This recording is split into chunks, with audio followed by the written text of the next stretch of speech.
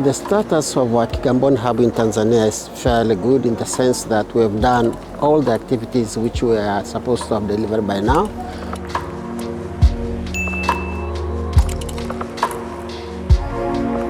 We have prepared the first output, which is actually the production of the roadmap for the Climate Resilient Development Network. And this is a task which was supposed to be delivered by all the 7 hubs in terms of contributing information and data with many stakeholders. We have had a very successful engagement with the community. First of all, we identified the existing initiatives, nature-based solutions, climate services, which are already existing in the community. Secondly, we identified the key stakeholders who are involved in these activities. Community themselves, they are supporting partners like NGOs, CBOs, and the government, including Tanzania Forest Association, which has been playing a lot of role in our KIGAMBONI area. And we established a community, a kind of a support group for the hub, which constitutes of all these actors from the community. We also identify champions at the municipal level, people who are engaged in MBS-related activities, people who are interested in MBS-related aspects of intervention, and those who are also champions of climate change in the policy areas. We want to link the Tanzania Meteorological Authority climate services with the local knowledge.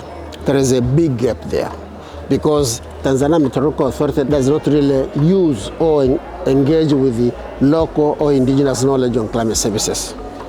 And therefore there is no connection between local indigenous knowledge seers and the Tanzania Meteorological Authority. They don't appreciate strongly the indigenous knowledge. They believe strongly in their scientific knowledge. But on the other hand, they want to cooperate with the communities to be able to show so that they can use their knowledge. That's one issue we're going to tackle, to build a bridge between the Tanzania Meteorological Authority and the indigenous knowledge players in the community. The other role which we are going to play in the coming months is essentially to further work on the co-creation, co-evaluation, climate service and nature-based solution outputs, which we are still working with in collaboration with our partners. We want also to intensify our continuous engagement in the community. They're always asking us, what are you going to give to us at the end of this project or during this project, which can make our decision-making more informed, especially fishermen, those who are going to the sea every other day because they want to know how better they can make a decision.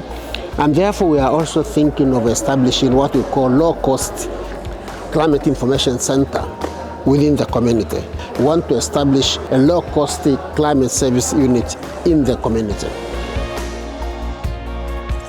The final thing is actually to try to engage the community with a view to sustain this advisory committee, which will be continuously giving us feedback in terms of what is going on in the MBS activities which are ongoing and support those MBS activities, especially mangrove and beekeeping conservation processes, because they are really making a difference in terms of income and the arrest and checking the environmental degradation and the sea wave erosions, which is a serious problem in Dar es Salaam.